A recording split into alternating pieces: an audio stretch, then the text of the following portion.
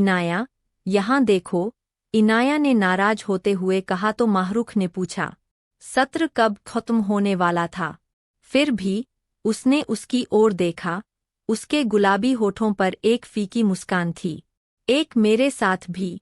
इससे पहले कि वह आगे बढ़ पाती, रिमशा ने इनाया के कंधे पर अपनी बाहें डालते हुए उस पर झपट्टा मारा। उसके होठों से एक धीमी हंसी निकली और उसने कैमरे की ओर देखा। उसकी भूरी आंखें खूबसूरती से चमक रही थीं। एक मेरे साथ भी। असफंद्यार। अपना नाम सुनते ही असफंद्यार असहज होकर खांसने लगा। असफंद्यार। असफंद्यार ने अपना नाम पुकारे जाने की आवाज सुनकर असहजता से खांसना शुरू कर दिया। उसके होठों पर मुस्कान आ गई। वह क्या कर रहा था? उसने दूर देखते हुए अपनी नाक की नोक पर ब्रश किया। आंखें और अधिक चाह रही थीं लेकिन मस्तिष्क मना कर रहा था। क्या आप ठीक है? उसके कोलीग ने पूछा और उसने अपना हाथ हिलाकर उन्हें सूचित किया कि वह ठीक है। दृष्टि ने उसकी बाईं ओर एक झलक देखी। थोड़ी देर के लिए पलकें झपकाना भूल गई और वह शर्म से मुस्कुराई। रोशनी उसे झिलमिला रही थी, उसकी विशेषताओं को निखार रही थी। उसने लड़कियों की जांच कब से शुरू की? उसने अपनी छाती को हल्के से रगड़ने के बारे में सोचा, जो अजीब लगा। शायद उस दिन से जब तुमने उसे देखा था, उसकी अंतरात्मा उसे आहे भरने के लिए उकसा रही थी।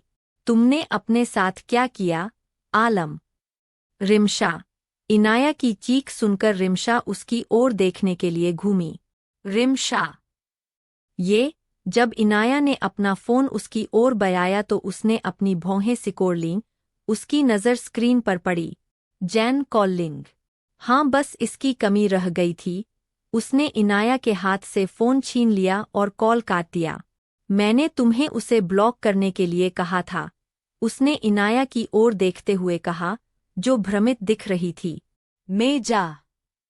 लेकिन आपने नहीं किया।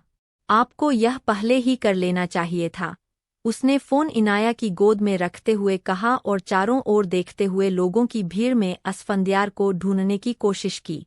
असफंद्यार सर नहीं आए क्या? इनाया ने उनका नाम सुनते ही अपनी उंगलियां हिलाईं और उनकी तरफ देखा।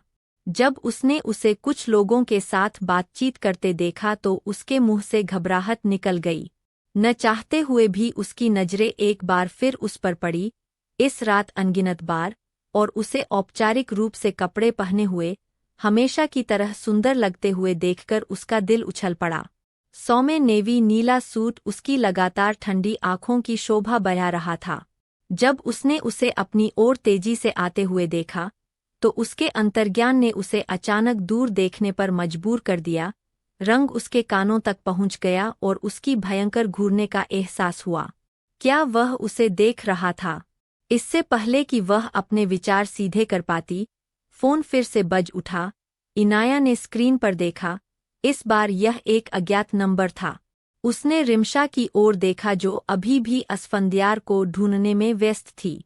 हेलो, उसने कॉल का जवाब देते हुए नम्रता से कहा। Call to. उसकी आवाज़ सुनकर उसकी आंखें फैल गईं। कॉल नहीं काटिएगा प्लीज। बस एक बात कहनी है। उसकी बात सुनकर उसने अपना निचला होंठ काट लिया। यह आपके लिए है। मैं सच में आपको बहुत पसंद करता हूँ इनाया। हॉल की रोशनी धीमी होने पर इनाया ने अपनी शर्ट का किनारा पकड़कर हांफते हुए कहा। चारों ओर फुसफुसाहट सुनकर उसने चारों ओर देखा। हॉल के अंत में चमकदार रोशनी उभरी। गिटार की कोरस की गूंज ने सभी को शांत कर दिया। Zara si dilmain de jagahtu zara sa apna lebana zara sa kabon main sa jatu zara sa yaon main basa। उनकी सुरीली आवाज अखाड़े में गूंजते ही चीख, पुकार और हूटिंग शुरू हो गई। इनाया ने रिमशा की ओर देखा, जिसका सिर उसके हाथों में था, जबकि माहरूख का मुंह आश्चर्य से खुला रह गया।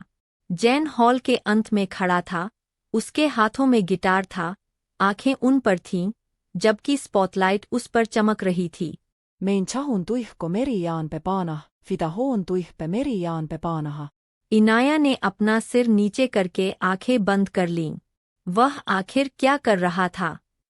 उसके चेहरे पर नाराजगी की एक झलक दिखी जब उसने उसकी दिशा में देखने के लिए अपनी आंखें खोलीं। वह वहां नहीं था। क्या वह चला गया? Zara si dilmein de jagah tu zara sa apna lebana zara sa kabon main sa ja tu zara sa yaon main basa. किसी इम्पोर्टेंट पर्सन के लिए उसकी टिप्पणी पर चिल्लाने की आवाज तेज हो गई जिससे इनाया का दिमाग ठिठक गया। उसका गला घोंट दिया गया था।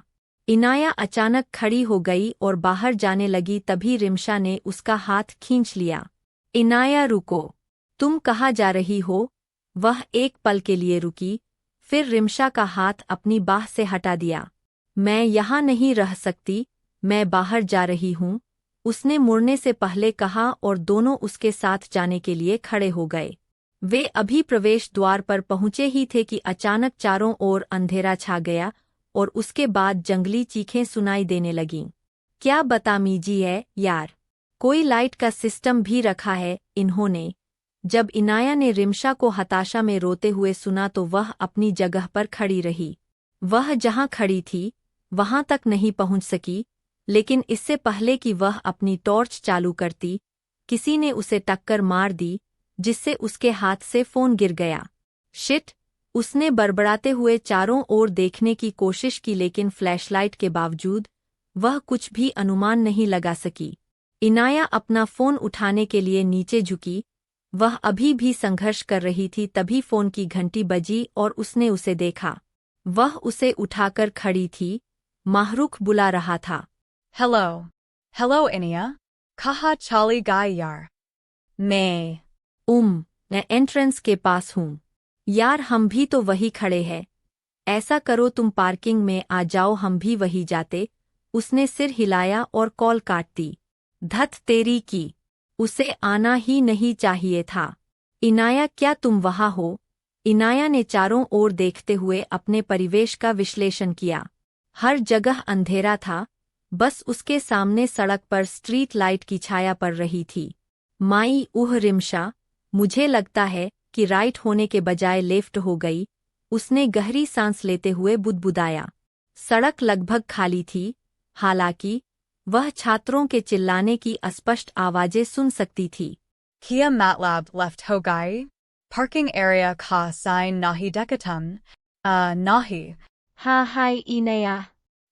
उसने अपनी मूर्खता पर अपना माथा झुकाते हुए सिर हिलाया। उसने अपने पैरों की मटमैली एड़ियों को देखा, उनमें कुतिया की तरह दर्द हो रहा था, इसलिए उन्होंने कभी हील्स नहीं पहनी। उसने आह भरी और सड़क के किनारे की दीवार की ओर देखा। थोड़ा आगे बढ़ी तभी उसकी नज़र कुछ पेंटिंग्स के साथ दीवार पर कुछ लिखी हुई चीज पर पड़ी।